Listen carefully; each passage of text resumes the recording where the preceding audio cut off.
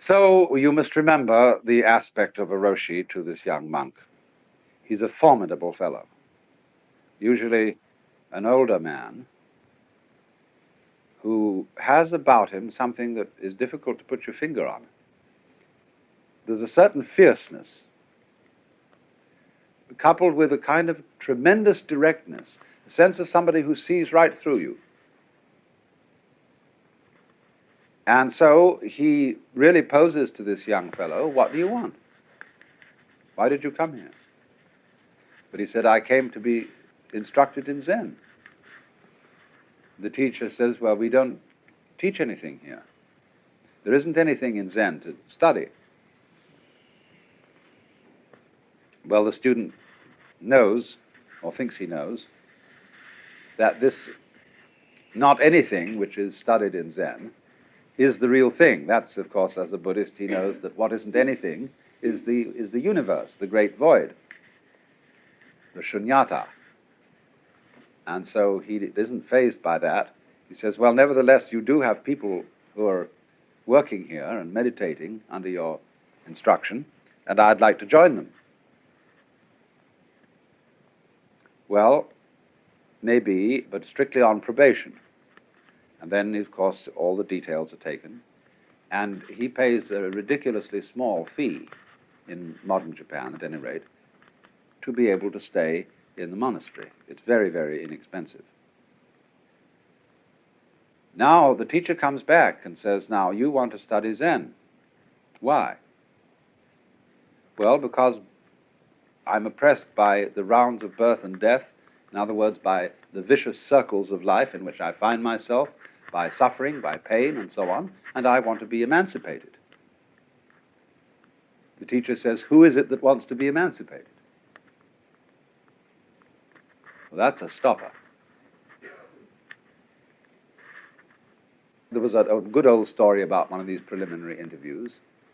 The master asks, first of all, very casual questions. Where's your hometown?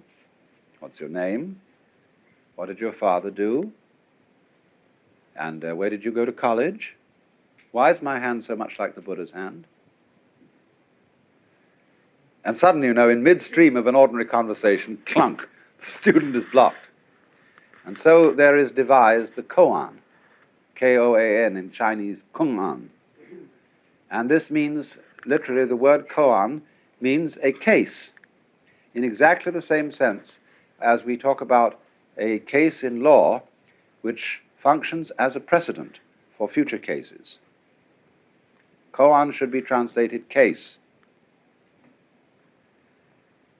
The koans are based on stories, mondo, of the conversations between the old masters and their students. But you can make a koan immediately by such a question, why is my hand so much like the Buddha's hand? Or, who are you that asked this question? If the student tries to verbalize on that and say, well, I am so-and-so, he asks, who knows that you're so-and-so? How do you know that you know? Who knows that you know?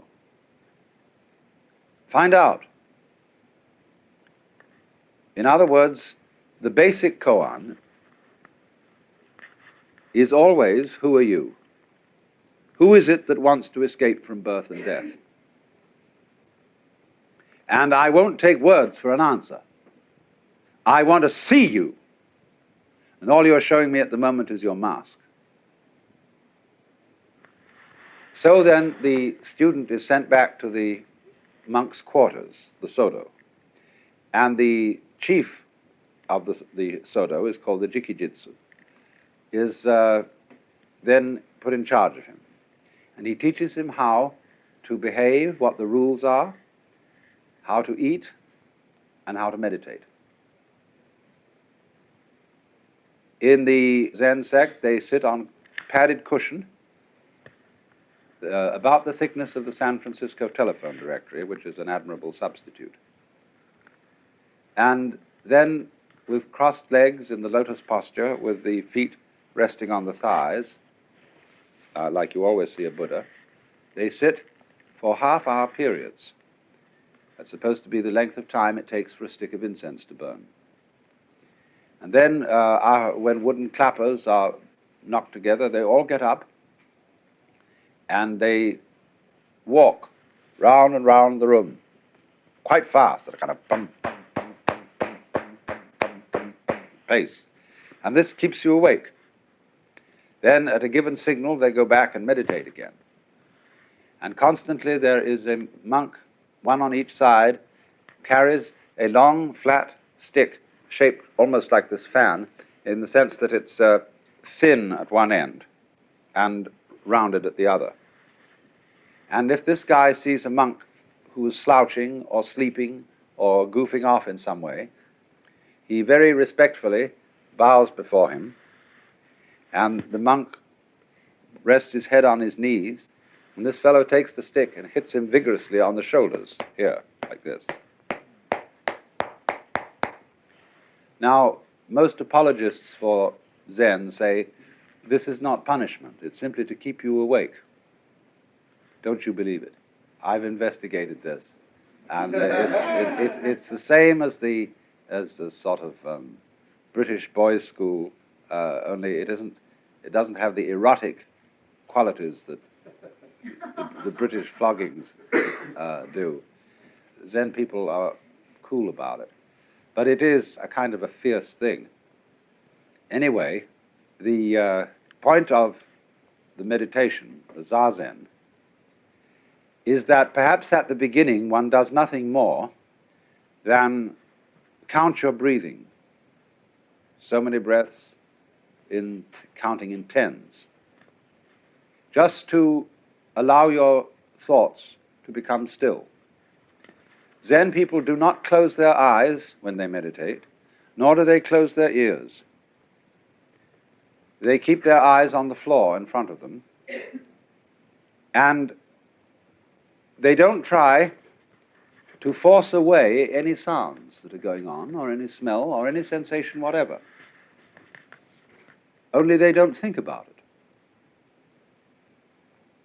And this can become an extraordinarily pleasant occupation.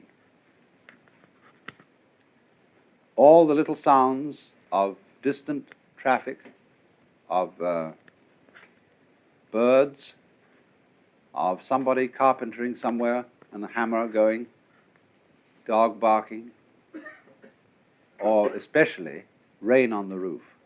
Gorgeous. They don't block that out. But as time goes on, instead of counting breathing, they devote themselves to the koan problem, which the Roshi has assigned.